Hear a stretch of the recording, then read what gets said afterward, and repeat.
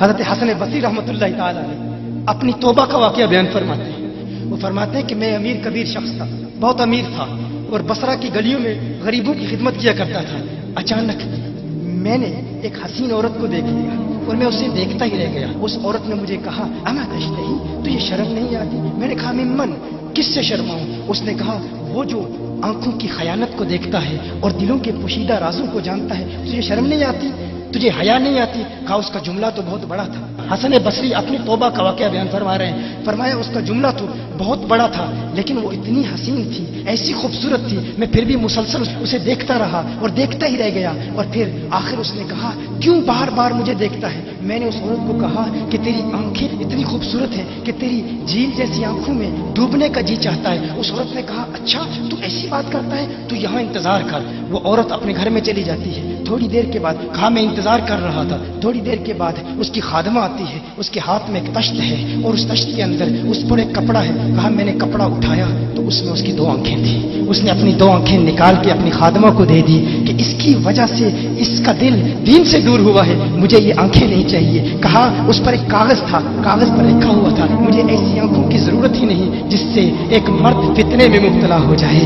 میری بہنیں جو اس گفتگو کو سن رہی ہیں ان کی بارگاہ میں بھی عرض ہے، وہ بہنیں جو گھنٹوں آئینے کے سامنے کھڑی رہتی ہیں فقط اس نیت سے کہ اپنے بالوں کو یوں سنواریں کہ مردوں کو فتنوں میں مبتلا کریں، یا کسی دکان میں جا کر کپڑے خریدتے وقت ان کے ذہن میں فقط یہی خیال ہوتا ہے ایسے کپڑوں کا انتخاب کریں گی کہ جن سے مردوں کو فتنے میں مبتلا کریں گے. یہ بھی امت کی بیٹی ہے جس کی ایک ادا سے ایک شخص ولی کامل بن گیا، حسن بصری بن گیا. حسن بصری فرماتے ہیں جب اس کی آنکھیں دیکھی میں تحکم کھو بیٹھا، میں زارو قطار رو رہا تھا. روتے ہوئے میں گھر چلا گیا، پوری رات میں روتا رہا، پوری رات توبہ کرتا رہا، استغفار کرتا رہا. حسن بصری فرماتے ہیں فجر کی اذان سنی، اچانک خیال آیا اس عورت کا شکریہ تو ادا کروں کہ جس نے اپنی آنکھیں میرے لیے، میرے دین کے لیے، میرے ایمان کے لیے اور توبہ پر استقامت کی خاطر قربان کر دی. کہا میں اس کے گھر گیا، جو ہی اس کے گھر پہنچا تو ادھر اس کا جنازہ نکل رہا تھا، اس کی موت واقع ہو چکی تھی. کہا میں رات گھر آیا، میں رات سو گیا، میری آنکھ بند ہوئی، میں نے اس عورت کو خواب میں دیکھا. میں نے کہا کوئی نصیحت کر.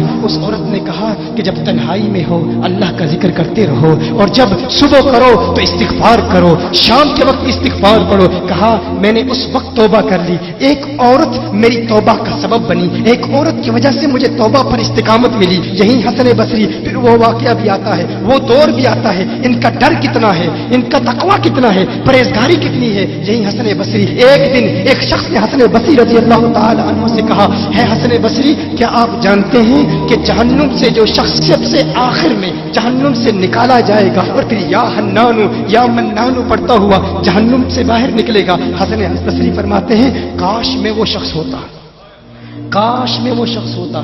کہا گیا کہ جو جہنم سے سب سے آخر میں نکلے گا، 1000 سال جہنم میں رہے گا، یا حنانو یا منانو بڑھتا ہوا جہنم سے باہر نکلے گا. کہا کاش میں شخص ہوتا. انہوں نے کہا حضرت آپ کیا فرما رہے ہیں کہ آپ جہنم میں جانا چاہتے ہیں؟ آپ تو بزرگ ہیں، اللہ کے ولی ہیں. کہا تم میری بات نہیں سمجھے، وہ جو جہنم سے نکالا جائے گا کم از کم نکلنے کی ضمانت تو ہے. اس سے یہ تو پتا چل رہا ہے کہ ایمان پر موت واقع ہوگی. مجھے اپنے ایمان کی ضمانت نہیں ہے. میں نے اس لیے کہا کہ اگر مجھے یہ ضمانت بھی مل جائے کہ میں وہ ہوں تو وہ بھی مجھے قبول ہے، کم از کم ایمان تو سلامت لے کے جاؤں. میں کہتا ہوں اللہ فرماتا ہے خوف نہیں ہے، ڈر نہیں ہے. پھر فرماتا ہے یہ ڈرتے بھی ہیں، یہ ڈرتے بھی ہیں، لیکن ان کے ڈر اور ہمارے ڈر میں فرق کیا ہے؟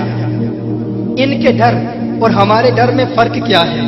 وہ ایک سے ڈرتے ہیں، کسی دوسرے سے نہیں ڈرتے. فرق کیا ہے؟ وہ ایک سے ڈرتے ہیں، ایک سے ڈرتے ہیں، کسی دوسرے سے نہیں ڈرتے. ہم اس ایک سے نہیں ڈرتے، اسی لیے ہر ایک سے ڈرتے. یہ فرق. ہم اس ایک سے نہیں ڈرتے، اسی لیے ہر ایک سے ڈرتے ہیں.